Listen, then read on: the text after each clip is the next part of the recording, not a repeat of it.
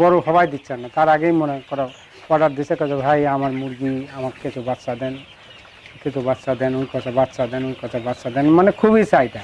কৃষি এদেশের অর্থনীতির এক অতি গুরুত্বপূর্ণ খাত।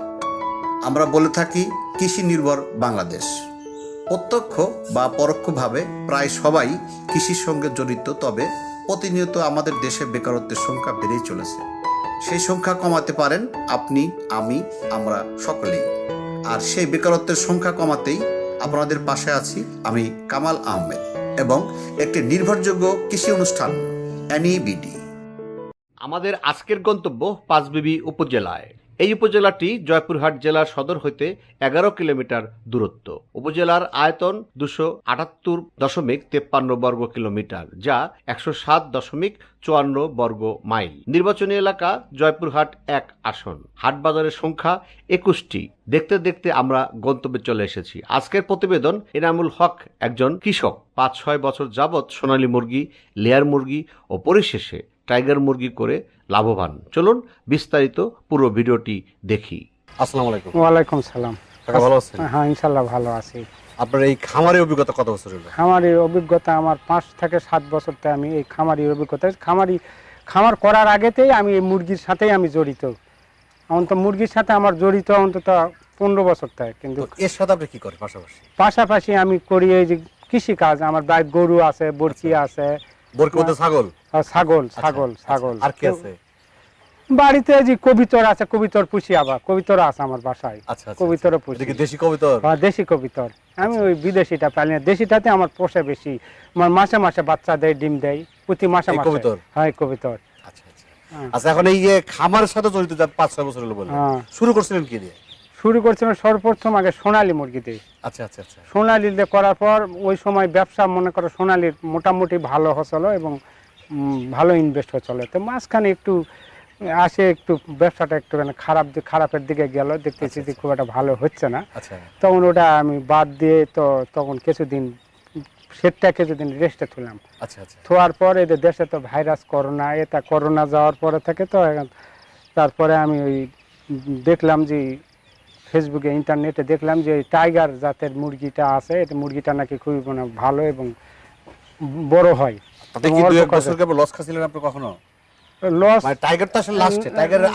টাইগারের আগে সোনালীতে একটু লস খাইছি।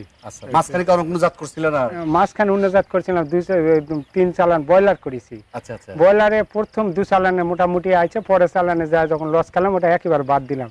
ওটাতে খুবই খাটনি, তুই পরিশ্রম পোলট্রির। মুরগি যখন বেচার মতো হয় তখন মুরগি খালি আপন ইচ্ছায় মারা যায়, রোগ বোঝা যায় না, মারা যায়। এখন বর্তমানে আমি এই যে টাইগার ধরছি, এটা ওই যে সানা পোল্ট্রি 6 এ নিয়ে আসি। বাচ্চা নিয়ে আসলেন আপনি? আপনাকে ওরা কি সব সাপোর্ট দেয়? হ্যাঁ, সব সময় দেখাশুনে, এবং আমি কোনো কিছু হলে আমি ফোন করি, সঙ্গে সঙ্গে চলে আসে, ডাক্তার আসে এবং ওরাও নিজেও আসে, মানে কি সমস্যা। আর আমি তো পরিশ্রম করি ভালো, এই জন্য আমার মুরগিটা রোগ বালাইটা খুবই কম হয়। লিটারটা প্রতিদিন উল্টাই এবং পানি 3 বেলা দিই এবং পট মানজি পরিষ্কার করি। এতে আমার মুরগিটার রোগ বালাই খুবই কম, অল্প খরচে আমার মুরগিটাতে চাষ করলে। এখন বয়স কত? কতদিন হয়েছে এটা? এটা মুরগির 15 থেকে 20 দিন। তাতে যে আপনি আগে যে মুরগিগুলো পালন করছেন তার সাথে কি এটা বেশি বড় হয়েছে মনে করেন? অবশ্যই বড়। সোনালীটা তো ওটা ওই 70 দিন পালে হলো 500-600 গ্রাম। আচ্ছা আচ্ছা। আর এটা তো মনে কর 20-25 দিনে 500-600। তার থেকে কতটুকু ডাবল বড় হয়? ওর থেকে মানে অনেক বড়, বেশি, ডবল। আর এই যে খাবার খাদ্য যে কদিন খাওয়াচ্ছি তাতে কি বুঝতে পারছেন? খাবারও একটু কমই খায়, ওদের সে খাবার কম লাগে এবং মুরগিটা এই ওজনের বেশির জন্য পোষায়, ওজনে বেশি। খাবার সমানই লাগে? হ্যাঁ, খাবার সমান লাগে, কিন্তু ওজনটা বেশি। ওদের মাংসর দামটা বেশি পালে তো পুষবে। আচ্ছা আচ্ছা। ওই জায়গায় যে আমার পড়তা হয়। আচ্ছা, ওদিকে আপনার গরু আর ছাগল বোধ আছে? গরু ছাগল? হ্যাঁ, গরু ছাগল আছে। তাহলে আপনার কি আছে? পুকুর আছে? পুকুর তো না, আমাদের দেশের ভাষা হলো পাগার। কিন্তু আমরা পুকুর বলেই। কত পুকুর এটা? এটা 2-3 শতক পুকুর। এটাতে আমার সব ধরনের মাছ আছে, রুই, মির্গা, জাপানি, তেলাপিয়া মাছটা করলে খুব মোটামুটি ভালো। ছাগল আছে আপনার? হ্যাঁ, ছাগল। কতগুলা? এই একটা বুড়ানির 3টা বাচ্চা হয়। এক বুড়ানির 3 বাচ্চা। তার বেশি হয় না? না এখনো বেশি হয়, হয়তো আমার হয়নি, 3টা হয়েছে আমার। আর গরু গরু গরু ওই 2টা আছে এবং এই যে বিদেশে গরু পালেন না কেন? বিদেশি গরু একটু খেরের খুবই সমস্যা, দেশি গরুতে লাভ বেশি। কিরকম লাভ বেশি দেশি গরু? দেশি গরুর এই জন্য লাভ বেশি, বিদেশি গরু বিয়ায় সময় লাগে, একটা বিয়ান দিতেই মনে করে 2 বছর লাগে। আর এটা মনে করে বছরের মধ্যে বাচ্চা দেয় এই গরুগুলা, বছরের মধ্যে বাচ্চা দিলে। এবারে একটা বাচ্চা বিক্রি করেছি আমি হলো 50,000 টাকা। আচ্ছা, প্রতি বছর মনে করে 2টা গরু বিয়াবে, প্রতি বছরে 60 থেকে 70,000 টাকা আমি পাবো 2টা গরুর থেকে। কি খাবার খরচ কেমন? খাবার খরচ একটু ওই দেশির চেয়ে মানে বিদেশির চেয়ে এটা অনেক কম, অনেক খাবার কম, এটা অল্প খাবার দিয়ে পোষায় দেশিগুলা? হ্যাঁ দেশিগুলা। এই সামান্য খেটটা দিলে বাড়িতে মনে করে যে মাঠে একটু। তাতে কি আপনি বিদেশি গুলো পছন্দ করেন না? না আমি বিদেশের দিকে আমি যাই না, অত ওদের খরচপাতি খুব বেশি, আমার অতটুকু আর কি সমর্থন হয় না, ওই জন্য আমি পোষা না। সেই হিসাবে দেখি আমার দেশিটা পালে মোটামুটি আমার ভালো ইনভেস্ট হচ্ছে, ভালো দেশি পালি। কাকা এই যে আপনি বোর্ডিং করলেন, যদি একদিন বাচ্চা বোর্ডিং কিভাবে করলেন কত? বোর্ডিংটা আমি কিভাবে করলাম, আগে প্রথমে তুষ বিছা লাগবে। হ্যাঁ, তুষটা একটু 2 ইঞ্চি মোটা করে বিছাতে হবে, বিছার আচ্ছা। পরে আর তার উপরে পেপার বিছাতে হবে।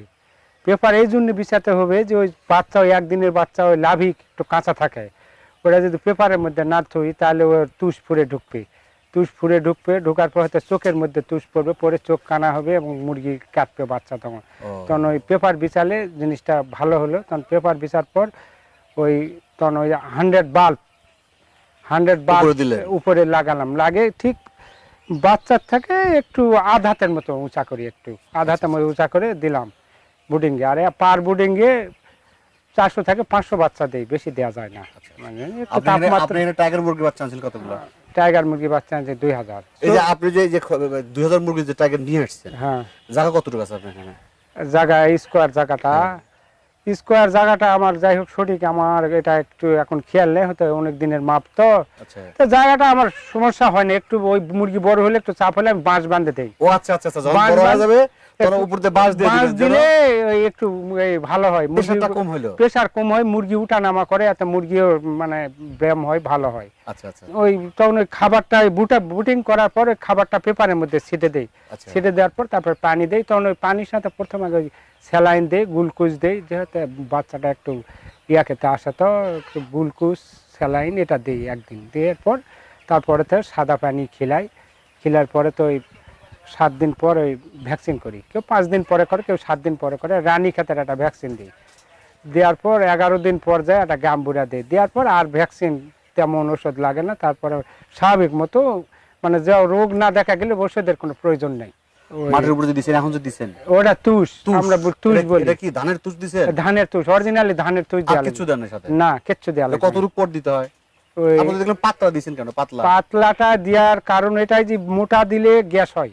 আচ্ছা, গ্যাস হলে ওই ওই মুরগির মানে বিভিন্ন রোগ আসবে ওই গ্যাস থেকে, মানে ভাইরাস জাতীয় গ্যাস হবে, তখন গ্যাস হওয়াতে রোগ আসবে। তখন পাতলা দিলে উল্টালে মনে করা ওই যে ওর উপরে ভিতরে যে পয়জনটা হয় সেটা মানে বাহির হয়, চলে যায়, তখন লিটারটাও ঝরঝরা থাকবে। আর লিটারটা যত ঝরঝরা থাকবে অত মুরগির রোগ প্রতিরোধ কম হবে। এটা উল্টে দেন কদিন পর পর? প্রতিদিনই উল্টে দেই আমি, বেলচা দিয়ে এরকম করে উল্টে দিয়ে দেয়, আমি পাও দেই প্রতিদিন, তো ধানের মতো ঝরঝরা হয়ে থাকবে। ঝরঝরা যত হবে অত মুরগি ভালো থাকবে, মুরগি ফিকার ভালো হবে, বডি ভালো হবে। আচ্ছা, আপনি কিন্তু সোনালী পালছেন, হ্যাঁ লিয়ারও পালছেন, হ্যাঁ, আর এখন টাইগার আসছেন। টাইগারটা কতটুকু লাভজনক মনে করতেছেন? টাইগারের এটাতে বর্তমান লাভ বেশি, ওই আগে যা করেছি তার চেয়ে লাভ বেশি, মানে মাংসর ওজনটা বেশি। আর যারা পুরাতন খামারে আছে, যারা সোনালী পালে, লিয়ার পালে, অন্যান্য জাত পালতেছে, আর আপনি কিন্তু মাংসের জন্য শুরু করছেন টাইগার, তাদেরকে কি পরামর্শ দিবেন? তারা আমি পরামর্শ এটাই দিব, তারা যদি এই যে আমার এটা দেখে আর শুনে যদি এই মুরগিটা চাষ করে তারাই, তাহলে ইনশাল্লাহ মনে হয় ওটার চেয়ে এটা লাভজনক, অনেক বেশি ইনভেস্ট হবে। ও আপনি তো আগে সোনালী পালছেন, সোনালী এখন যে আপনি 18 দিন বা 20 দিন বয়স হয়েছে, আগে সোনালী যে 18-20 দিনের মধ্যে যে রোগ ব্যাধিগুলো হয়তো, এখন কি এগুলো সেগুলো হচ্ছে হয় না? সোনালী তো 20-25 দিন বয়স হওয়ার পর তো রোগী ধরা যায় না, খালি ওই ওই টুন টুন টুন টুন করতে করতে মারা যায় সোনালী। হ্যাঁ সোনালী। আর এই মুরগির মনে করো ওই রোগটা নাই, এই মুরগিটার ওই রোগটা নাই, শক্তিশালী বেশি, একটু ব্রয়লারের মতো, ব্রয়লারের যেমন রোগ কম, এটার ওই রকম রোগ কম। বাজারে চাহিদা কেমন এই মুরগিগুলো? এই মুরগির চাহিদাও আছে বাজারে, সমস্যা নেই, দেশি বলেই বিক্রি হয়। একটু খামার ভিতরে যাবো। আচ্ছা চলেন।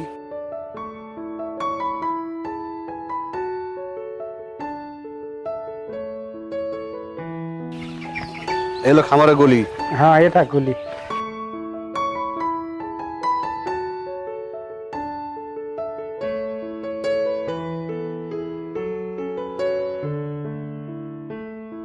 এই খাবারগুলো কি খাবার দিচ্ছেন কাকা? এটা শিখুন, এই খাবারের নাম স্টার্টার খাবার। ওই এটা কয় মাস দিতে হবে এটা? এটা 20 থেকে 25 দিন খাওয়ানো যায়, তারপরে মোটা খাবার খিরা লাগবে, লিয়ার গোড়ার করে ওটা। ও এটা একটা না আপনার চলতেছে 17 দিন 18 দিন চলতেছে? হ্যাঁ 17 দিন 18 দিন চলতেছে। আর এরপরে দিবেন কি? এরপরে ওই মোটা ওটা লিয়ার গোড়ার করে। এটা কদিন দিবেন? এটা 20 থেকে 25 দিন। 20 থেকে 25 দিন দিবেন? হ্যাঁ 25 দিন। তারপর দিবেন? তারপর গোড়ার দিব, গোড়া দিবেন কয়দিন? ওটা মানে মানে যে কদিন আমার বেচতে লাগবে, এটা বেচার এই মুরগিগুলো কয় মাস রাখবেন? মুরগিওয়ালা 40 দিনের থেকে বিক্রি শুরু হয়ে যায়। 40 দিনের থেকে বিক্রি শুরু হয়ে যায়। মানে পার্টি আসে, যদি মনে করো পছন্দ হলে পার্টি তুলে নিয়ে চলে গেল। ও পার্টি পছন্দ চলে যাবে? হ্যাঁ তুলে নিয়ে চলে গেল। মানে এটা দেখে আরো শুনে আশেপাশে আরো জেলা খামারি আছে, তারাই মনে করে আসে, মুরগি তো বড় হওয়াই দিচ্ছে না, তার আগেই মনে করো অর্ডার দিচ্ছে, কাজে ভাই আমার মুরগি আমার কিছু বাচ্চা দেন, ওই কথা বাচ্চা দেন, মানে খুবই চাহিদা। আপনি তো বাচ্চা নিয়ে যাচ্ছে এখনই? হয় এখনই নিয়ে কত করে যাচ্ছে। বিক্রি করতেছেন এখন?